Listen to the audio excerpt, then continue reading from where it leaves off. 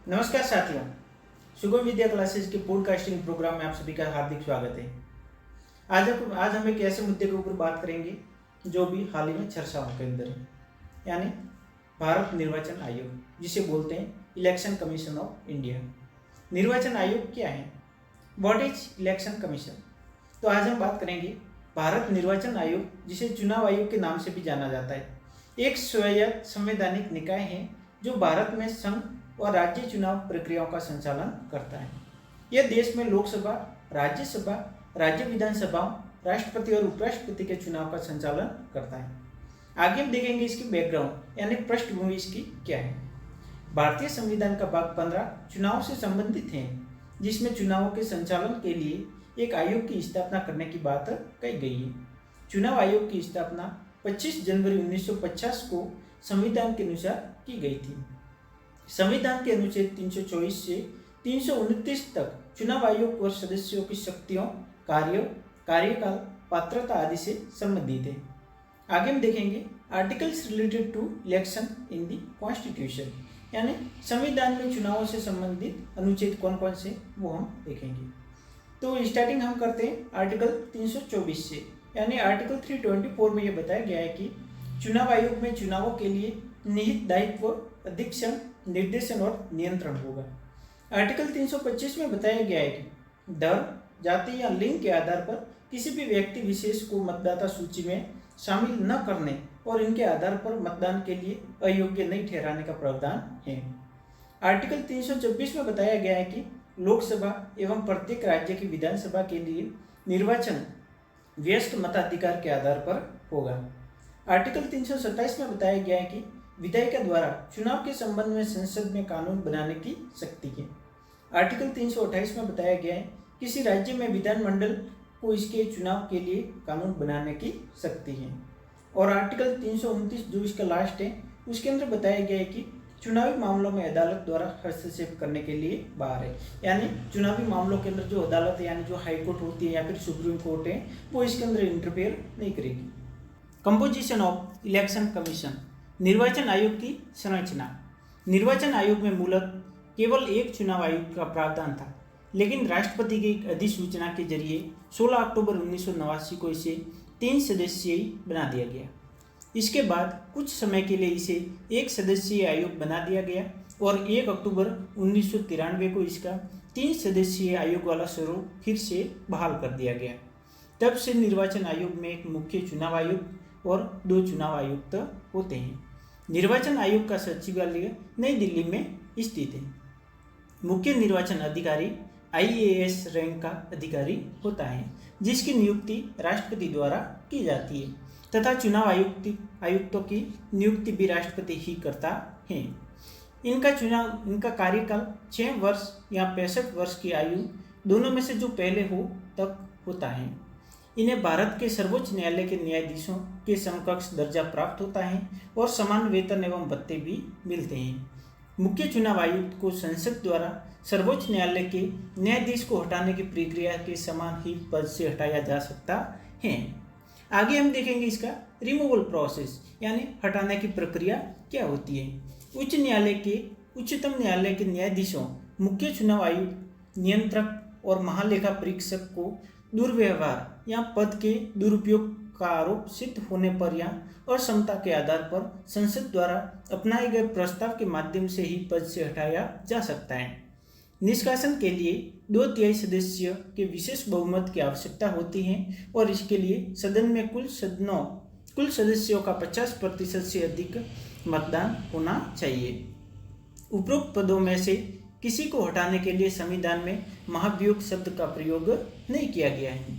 महाभियोग शब्द का प्रयोग केवल राष्ट्रपति को हटाने के लिए किया जाता है, जिसके लिए संसद में दोनों सदनों में उपस्थित सदस्यों की कुल संख्या के 2/3 सदस्यों के विशेष बहुमत की आवश्यकता होती है।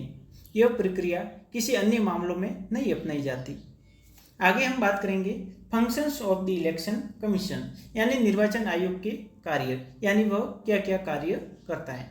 चुनाव आयोग भारत में लोकसभा, राज्यसभा, राज्य विधानसभाओं, राष्ट्रपति और उपराष्ट्रपति के चुनाव की संपूर्ण प्रक्रिया का अधीक्षण, निर्देशन और नियंत्रण करता है। इसका सबसे महत्वपूर्ण कार्य आम चुनाव या उपचुनाव कराने के लिए समय समय पर चुनाव कार्यक्रम तय करना होता है। यह निर्वाचन नामावली, जिसे वोटर लिस्ट कहते हैं, वो तैयार करता है तथा मतदान पहचान पत्र, जिसे ईपिक अपन बोलते हैं, जारी करता है। यह मतदान एवं मतगणना केंद्रों के लिए स्थान, मतदाताओं के लिए मतदान केंद्र तय करना, मतदान एवं मतगणना केंद्रों में सभी प्रकार की आवश्यक व्यवस्थाओं एवं अन्य संबंध कार्यों का प्रावधान करता है। यह राजनीतिक दलों को मान्यता प्रदान करता है, उनसे संबंधित विवादों को निपटाने के साथ ही उन्हें चुनाव चिन्ह आवंटित करता है।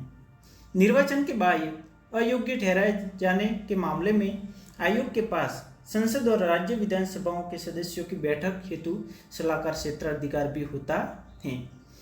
यह राजनीतिक दलों और उम्मीदवारों के लिए चुनाव में आदर्श आचार संहिता जारी करता है ताकि कोई भी अनुचित कार्य न करे और सत्ता में मौजूद लोगों द्वारा शक्तियों का दुरुपयोग न करें।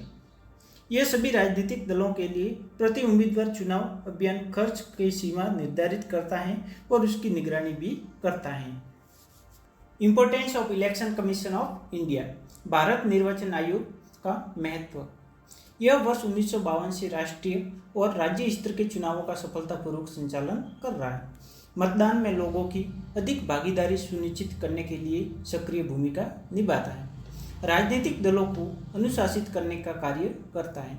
संविधान में निहित मूल्यों को मानता है, अर्थात चुनाव में समानता, निष्पक्षता, स्वतंत्रता स्थापित करता है।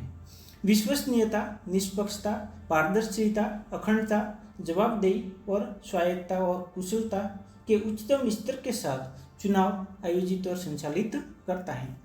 मतदाता केंद्रित और मतदाता अनुकूल वातावरण की चुनावी प्रक्रिया में सभी पात्र नागरिकों की भागीदारी सुनिश्चित करता है। चुनावी प्रक्रियाओं में राजनीतिक दलों और सभी हितधारकों के साथ संलग्न रहता है। हितधारकों, मतदाताओं, राजनीतिक दलों, चुनाव अधिकारियों, उम्मीदवारों के बीच चुनावी प्रक्रियाओं और चुनावी शासन के बारे में जागरूकता पैदा करता है तथा देश की चुनावी प्रणाली के प्रति लोगों का विश्वास बढ़ाने और उसे मजबूती प्रदान करने का कार्य करता है। Major challenges before the election commission, निर्वाचन आयोग के समक्ष प्रमुख चुनौतियां। वर्षों से राजनीति में हिंसा और चुनावी दुर्भावनाओं के साथ काले धन और आपराधिक तत्वों का बोलबाला बढ़ा है और इसके परिणाम स्वरूप राजनीति का अपराधीकरण हुआ है। इनसे निपटना निर्वाचन आयोग के लिए एक बड़ी चुनौती है। राज्यों की सरकारों द्वारा सत्ता का बड़े पैमाने पर दुरुपयोग किया जाता है, जिसके तहत कई बार चुनावों से पहले बड़े पैमाने पर प्रमुख पदों पर तैनात योग्य अधिकारियों का स्थानांतरण कर दिया जाता है। चुनाव के लिए सरकारी वाहनों और भवनों का उपयोग कर निर्वाचन आयोग की आदर्श आचार संहिता का उल्लंघन किया जाता है। निर्वाचन आयोग के पास राजनीतिक दलों को विनियमित करने के लिए पर्याप्त शक्तियां नहीं हैं। किसी राजनीतिक दल के आंतरिक लोकतंत्र और पार्टी के वित्तीय विनियमन को सुनिश्चित करने की कोई भी शक्ति निर्वाचन आयोग के पास नहीं है। हालिया वर्षों में निर्वाचन आयोग की निष्पक्षता पर भी सवाल खड़े होने लगे हैं और ये धारणा जोर पकड़ रही है कि चुनाव आयोग कार्यपालिका के दबाव में कार्य कर रहा है।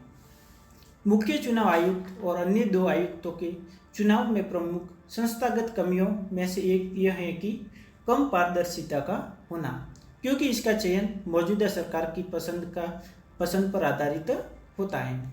इसके अलावा ईवीएम में खराबी, हैक होने और वोट दर्ज न होने जैसे आरोपों से भी निर्वाचन आयोग के प्रति आम जनता में विश्वास में कमी आती है।